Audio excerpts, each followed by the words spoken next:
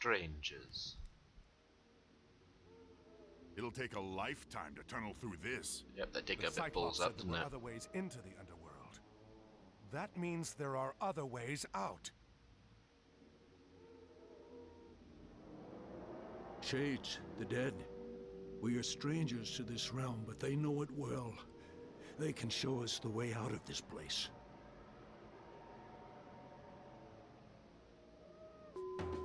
How very handy then that they are friendly and aren't trying to kill us.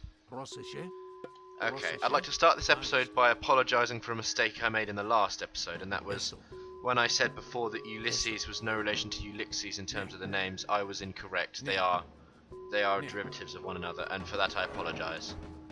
Here we are. Now this is one of my favourite levels of the campaign because A, you're in the underworld, and B, look, you're scouting ahead with these shades, and they're invisible to enemy units, and also instant death to a myth unit. See? How cool is that? I can't remember if they're instant death to an ordinary human unit, but there we are. Should be careful how we use them. You must Thank you, journey through Co. Hades' realm and collect his lost relics. You get plenty of shades. Look, there's Karen fairies. Nice and simple, really. You just got to sort of overcome some obstacles and get each of these relics. And this is, as you may have guessed, the River Styx, again with Karen fairies on it. I'll just clobber this a bit. Now, while I'm in the underworld, I was asked by somebody if I could explain some of the differences between Greek and Roman mythology. Obviously, I can do some of that, what I can remember off the top of my head. Obviously, there are a lot of similarities in that Roman mythology was based off Greek mythology, so that's why you have basically the same gods, oh dear, but with different names. Like Zeus became Jupiter, and Hera became Juno. Athena became. I've forgotten Minerva. Athena became Minerva. There we are. I completely lost that there. Hephaestus became Vulcan, and so on and so forth. Hermes became Mercury, I believe. I can't remember.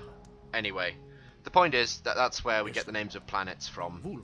Anyhow, but interestingly, Apollo is the only god whose name remained the same. He is called Apollo in both Greek and Roman mythology, which is quite interesting.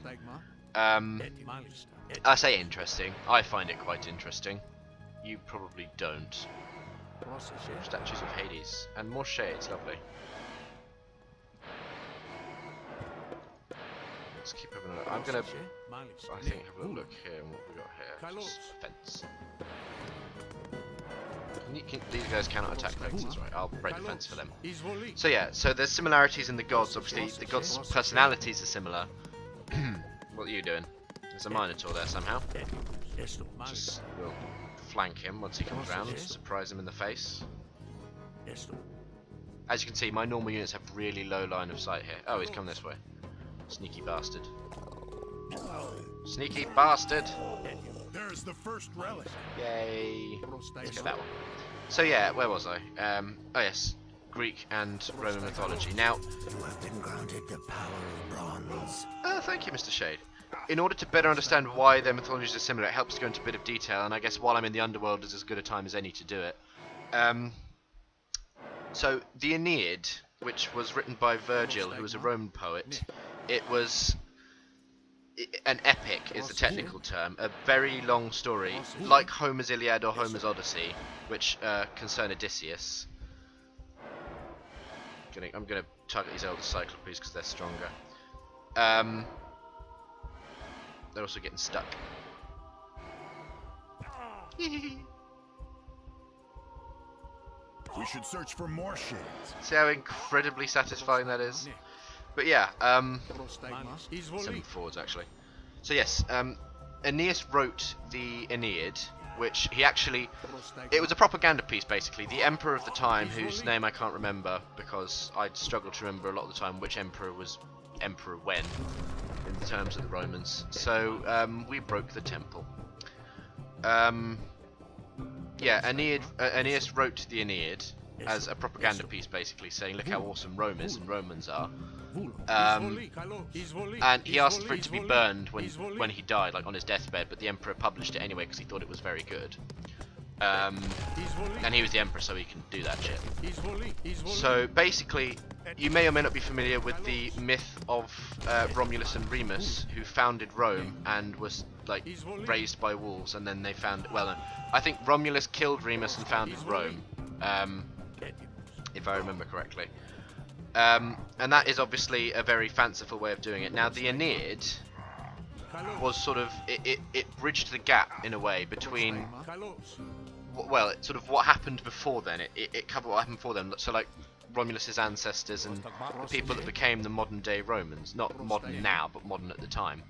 And basically the way that worked was, according to the Aeneid, and possibly according to previous sources, but I'm not certain of that, the Romans were actually descendants of the Trojans, obviously from the Trojan War. And, oh dear, there's a crocodile offset.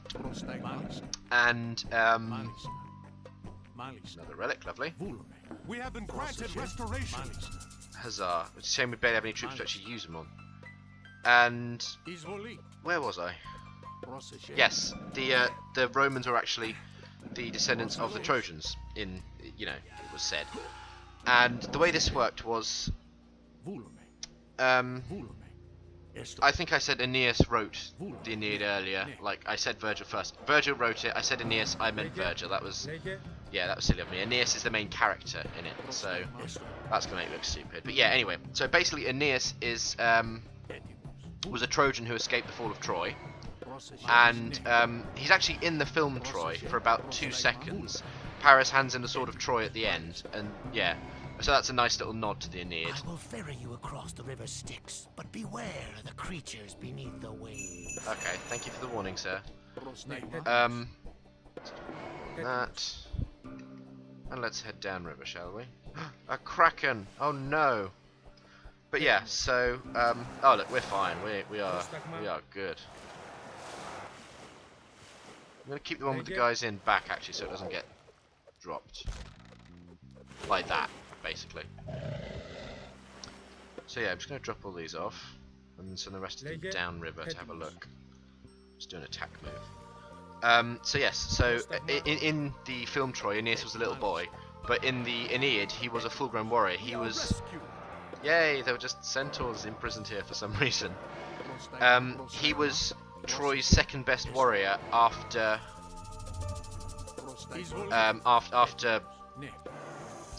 oh bloody hell, I can only think of Paris now. After Hector, he was Troy's second best warrior, arguably. Some sources say that it was Glauce or Glaucus, but yeah.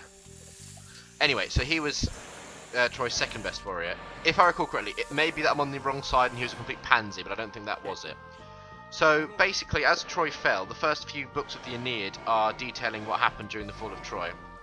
And during that time, Aeneas fled Troy with his young son, his wife, and his old father, and he was literally carrying his father on his back. Now, the Aeneid is split into several books. If I recall correctly, it's split into 12, and the first 6 books have been described as Virgil's Odyssey, and the last 6 books have been described as Virgil's Iliad, because it takes a lot of inspiration from Homer's works. And so the first 6 books are Aeneas travelling, Aeneas and his companions travelling and going through various bits and bobs, and basically travelling getting from Troy and to Italy, though via the longest possible route imaginable. They may as well go via the North Pole, for Christ's sakes. Oh no, my ships are being attacked by loads of leviathans. What a freak accident. I have no idea why that happens though, I really don't. Oh boy, there's loads of them. Better have some restoration, I think. Attack him, guys, don't just stand there like fools. So yes, now there's lots of interesting sort of cut-offs into Roman history and Roman culture in the Aeneid. Virgil was incredibly clever with the way he did it, and I'll explain some of those at a later time, because I'm not going to have time in this level alone. I need another shade. Yeah, so as he flees Troy, basically what got me thinking about it in the underworld was at one point, Aeneas goes to the underworld with his companions to visit his father. Yay! Because his father dies on the course of their trip because he's an old man, and they visit the underworld to meet him and get advice from him and things. And when they're down there and they meet him, they actually get ferried across the river Styx by Charon, the ferryman in Greek mythology. So again, another marvelous. Again, another sort of common thing between Greek and Roman mythology. And Charon actually complains to Aeneas, saying, "You're a living person. I transport dead people. I'm not sure the boat can take your weight." And so Aeneas sort of gets on it. It's described as a very patchwork boat. He gets on the boat, and he's sort of like, "Okay, yeah, well, that's kind of working."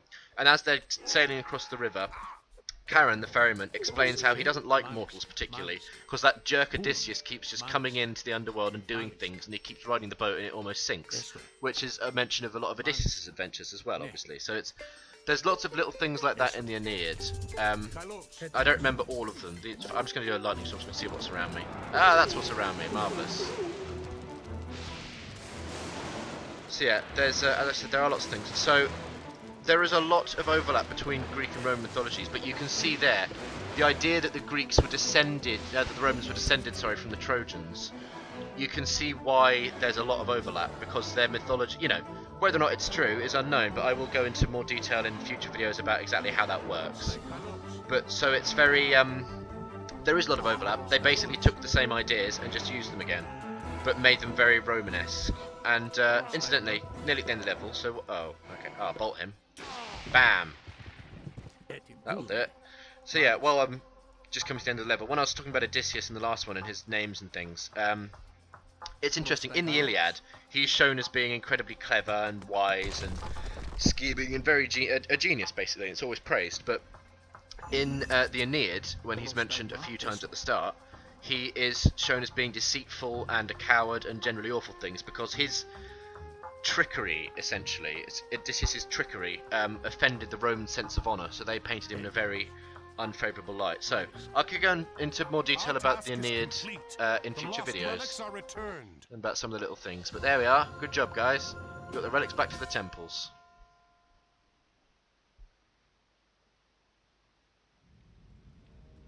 Temples. Arcantos. The gods have favored you before. Perhaps one of them will now, if you ask. We are lucky that one of these honors Poseidon.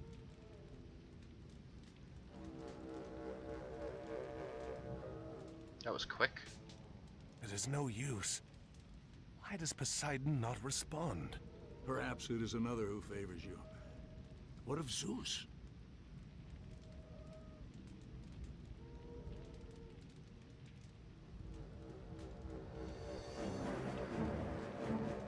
Yep, that'll do it. Everyone go! Quickly! Move!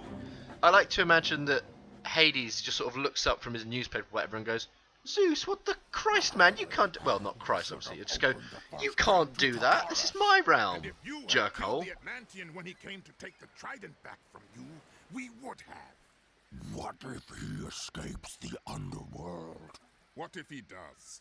He isn't going to gather an army and bring it to Egypt before I've let the old one out. What of the Egyptian gods? Only Osiris would stand against us. And Kemsit claims Set has seen to him. Excellent. If Arcantos does manage to escape Erebus, he will not escape me again. Again, the audio's out of sync with the video, which Poseidon wishes his I never have son's seen return to power. before. No man from Atlantis will stop. And that looks surprisingly shit as well. I swear to God, the cutscenes are normally much better than this. Anyway, I believe we have our first level in Egypt next, so we've got some nice bits and bobs there. So I'll probably talk about Egyptian mythology a bit. When I've got some spare time, when I'm not engaged with something else, I will come back and explain more about the Aeneid, because it's a fantastic read. Might talk about the Iliad more as well. So, that was level 10. I hope you enjoyed it, and please join me again soon for level 11. Goodbye.